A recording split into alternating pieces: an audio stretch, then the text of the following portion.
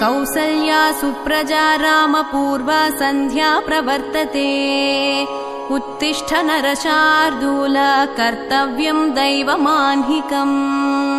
कौसल्या सुप्रजा रामपूर्वा सन्ध्या प्रवर्तते उत्तिष्ठ नरशार्दूल कर्तव्यं दैवमाह्निकम् उत्तिष्ठोत्तिष्ठ गोविन्द उत्तिष्ठ गरुडध्वज उत्तिष्ठ कमलाकान्ता त्रैलोक्यं मङ्गलं कुरु उत्तिष्ठोत्तिष्ठ गोविन्द उत्तिष्ठ गरुडध्वज उत्तिष्ठ कमलाकान्ता त्रैलोक्यं मङ्गलं कुरु मातः समस्तजगतां मधुकैटभारेः वक्षो विहारिणि मनोहर दिव्यमूर्ते श्रीस्वामिनिःसृत जनप्रियदानशीले श्रीवेङ्कटेश दयिते तव सुप्रभातम् मातः समस्तजगतां मधुकैटभारेः वक्षो विहारिणि मनोहर दिव्यमूर्ते श्रीस्वामिनिःसृत जनप्रियदानशीले श्रीवेङ्कटेश दयिते तव सुप्रभातम् तव सुप्रभातमरविन्दलोचने भवतु प्रसन्नमुखचन्द्रमण्डले विधिशङ्करेन्द्रवनिताभिरर्चिते वृषशैलनाथ दयिते दयानिधे अत्र्यादिसप्तऋषयः समुपास्य सन्ध्याम् आकाशसिन्धुकमलानि मनोहराणि आदाय पादयुगमर्चयितुं प्रपन्नाः शेषाद्रिशेखर विभो तव सुप्रभातम् पञ्चाननाब्ज भव षण्मुखवासवाद्याः त्रैविक्रमादिचरितं विबुधास्तुवन्ति भाषापतिः पठति वासरशुद्धिमारात् शेषाद्रिशेखर विभो तव सुप्रभातम् ईषत्प्रफुल्लसरसीरुह नारिकेलपूगद्रुमादिसु मनोहर पालिकानाम् आवाति मन्दमनिलः सह दिव्यगन्धैः शेषाद्रिशेखर विभो तव सुप्रभातम् उन्मील्य नेत्रयुगमुत्तमपञ्जरस्थाः पात्रावसिष्ठकदलीफलपायसानि भुक्त्वा सलीलमधकेलिशुकाः पठन्ति शेषाद्रिशेखर विभो तव सुप्रभातम् तन्त्री प्रकर्ष मधुरस्वनया विपञ्च्या गायत्यनन्तचरितं तव नारदोऽपि भाषा समग्रमसत्कृत्करचाररम्यम् शेषाद्रिशेखर विभो तव सुप्रभातम् भृङ्गावळी च मकरन्दरसानुविद्धझङ्कारगीतनिनदैः सह सेवनाय निर्यात्यपान्तसरसीकमलोदरेभ्यः शेषाद्रिशेखर विभो तव सुप्रभातम् योषागणेन वरदध्निविमध्यमाने घोषालयेषु दधिमन्थनतीव्रघोषाः रोषात्कलिं विदधते ककुभश्च कुम्भाः शेषाद्रिशेखर विभो तव सुप्रभातम् पद्मेश मित्रशतपत्रगतालिवर्गाः हर्तुं श्रियं कुवलयस्य निजाङ्गलक्ष्म्या भेरीनिनादमिव बिभ्रति तीव्रनादम् शेषाद्रिशेखर विभो तव सुप्रभातम् श्रीमन्नभीष्टवरदाखिललोकबन्धो श्री श्रीनिवास जगदेकदयैकसिन्धो श्रीदेवतागृहभुजान्तर दिव्यमूर्ते श्रीवेङ्कटाचलपते तव सुप्रभातम् श्रीमन्नभीष्टवरदाखिललोकबन्धो श्री श्रीनिवास जगदेकदयैकसिन्धो श्रीदेवतागृहभुजान्तर दिव्यमूर्ते श्रीवेङ्कटाचलपते तव सुप्रभातम् श्रीस्वामि पुष्करिणिकाप्लवनिर्मलाङ्गाः श्रेयोर्धिनो हरविरिञ्च सनन्दनाद्याः द्वारे वसन्ति वरवेत्रहतोत्तमाङ्गाः श्रीवेङ्कटाचलपते तव सुप्रभातम् श्रीशेषशैलगरुडाचलवेङ्कटाद्रिनारायणाद्रिवृषभाद्रिवृषाद्रिमुख्याम् आख्यां त्वदीयवसतेरनिशं वदन्ति श्रीवेङ्कटाचलपते तव सुप्रभातम् सेवापरः शिवसुरेश कृशानुधर्म रक्षोऽम्बुनाथ पवमानधनाधिनाथाः बद्धाञ्जलिप्रविलसन्निजशीर्षदेशाः श्रीवेङ्कटाचलपते तव सुप्रभातम् धाटीषु ते विहगराज मृगाधिराज नागाधिराज गजराज हयाधिराजाः स्वस्वाधिकारमहिमादिकमर्धयन्ते श्रीवेङ्कटाचलपते तव सुप्रभातम्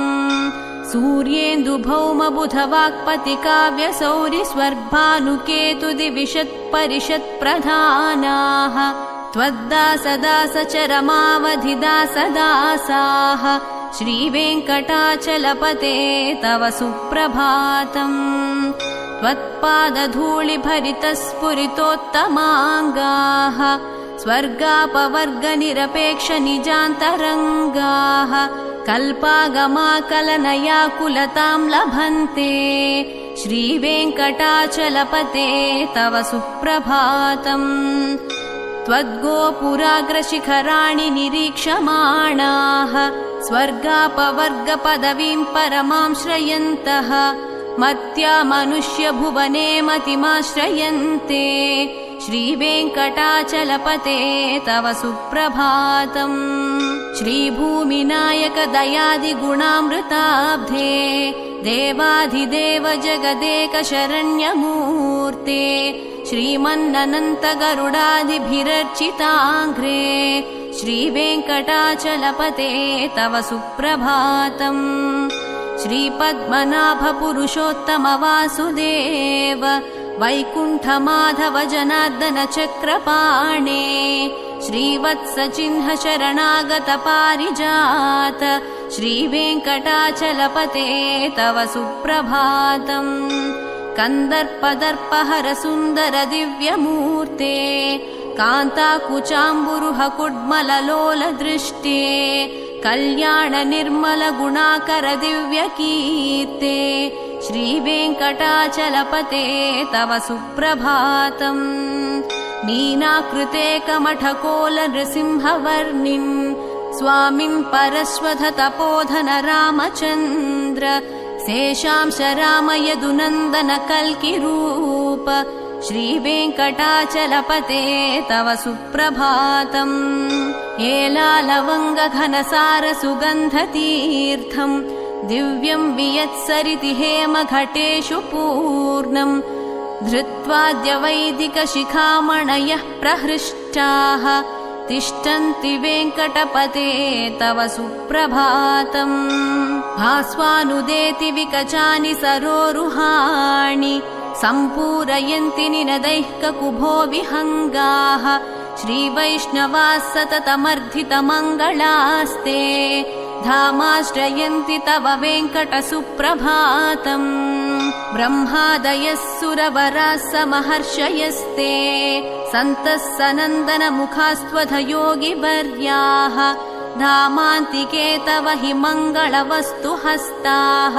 श्रीवेङ्कटाचलपते तव सुप्रभातम् लक्ष्मीनिवास निरवद्य गुणैकसिन्धो संसारसागर समुत्तरणैकसेतो वेदान्त वेद्य निज वैभव भक्त भोग्य श्रीवेङ्कटाचलपते तव सुप्रभातम् लक्ष्मीनिवास निरवद्य गुणैकसिन्धो संसारसागर समुत्तरणैकसेतो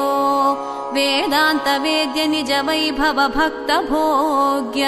श्रीवेङ्कटाचलपते तव सुप्रभातम्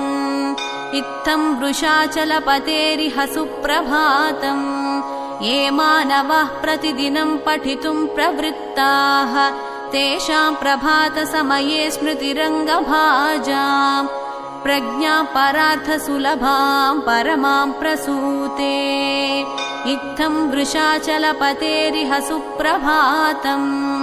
ये मानवाः प्रतिदिनं पठितुं प्रवृत्ताः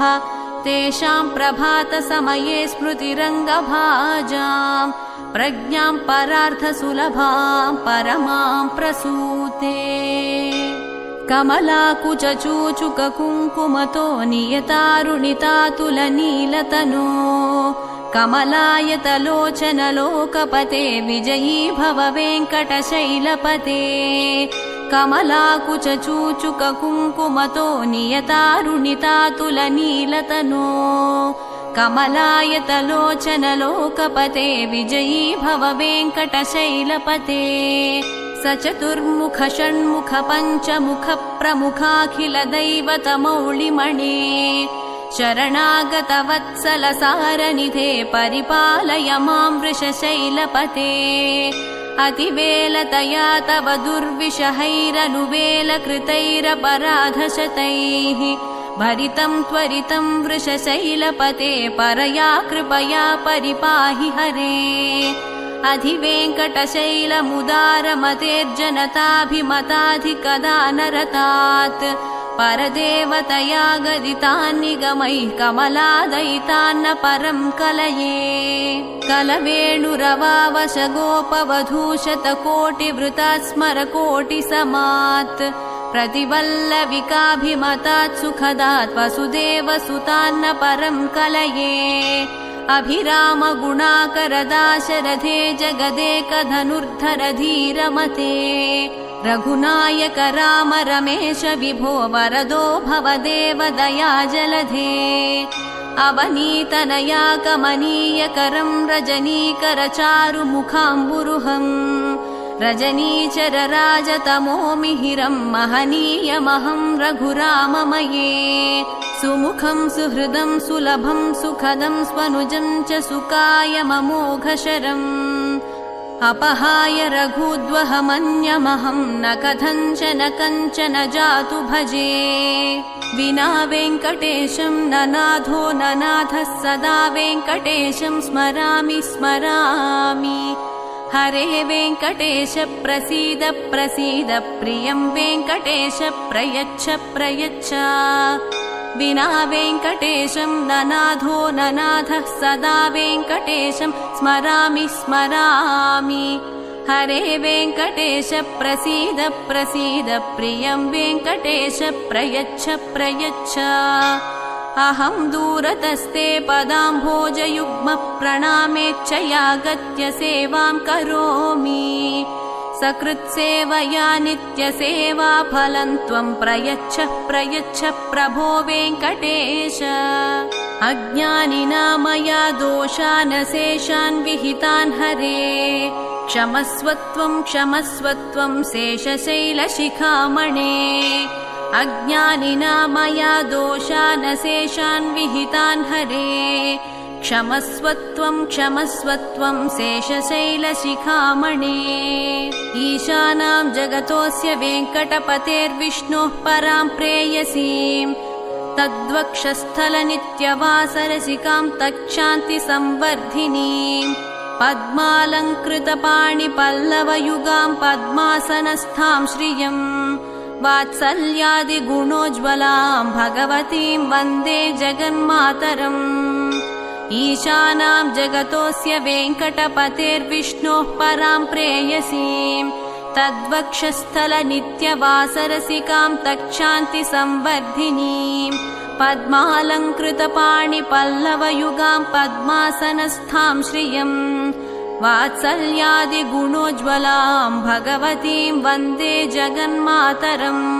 श्रीमन्कृपाजलनिधे कृत सर्वलोक सर्वज्ञशक्तनतवत्सल सर्वशेषिन्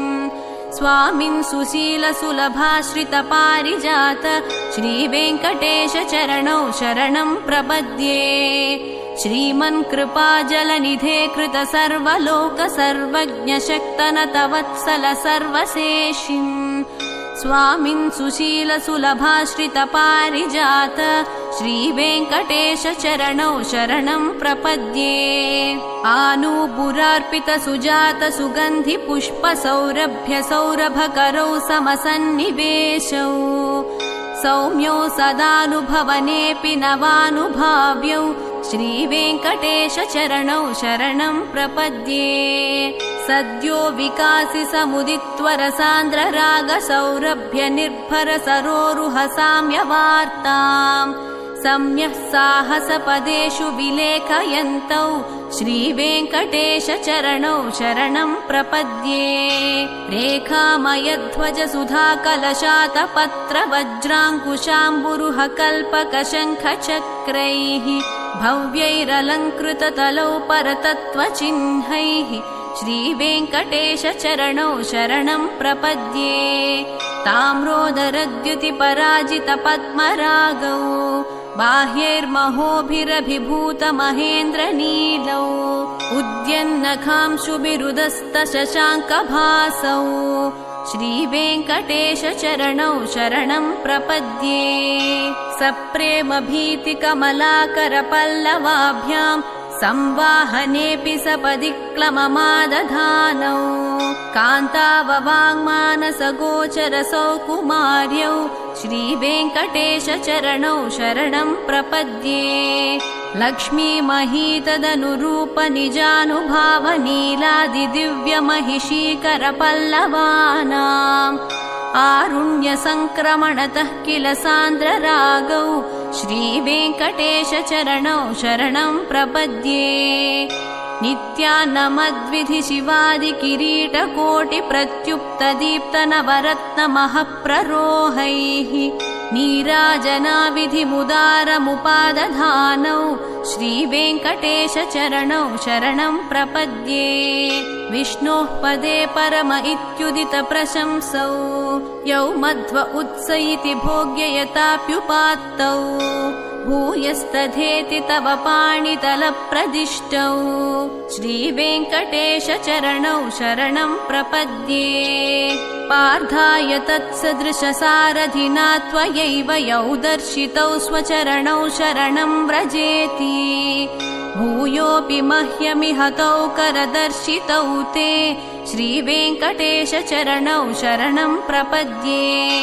मन्मूर्तिकालीयफणे विकटाटवीषु श्रीवेङ्कटाद्रिशिखरे शिरसि श्रुतीनाम् चित्तेऽप्यनन्यमनसां सममाहितौ ते श्रीवेङ्कटेशचरणौ शरणं प्रपद्ये अम्लानहृष्यदवनीतलकीर्णपुष्पौ श्रीवेङ्कटाद्रिशिखराभरणायमानौ आनन्दिताखिलमनोनयनौ तवैतौ श्रीवेङ्कटेशचरणौ शरणं प्रपद्ये प्रायः प्रपन्नजनता प्रथमावगाह्यौ मातुः स्तनाविव शिशोरमृतायमानौ प्राप्तौ परस्परतुलामतुलान्तरौ ते श्रीवेङ्कटेशचरणौ शरणं प्रपद्ये सत्त्वोत्तरैस्तततसेव्यपदाम्बुजेन संसारतारकदयार्द्रदृगञ्चलेन सौम्योपयन्तृमुनिनाममदर्शितौ ते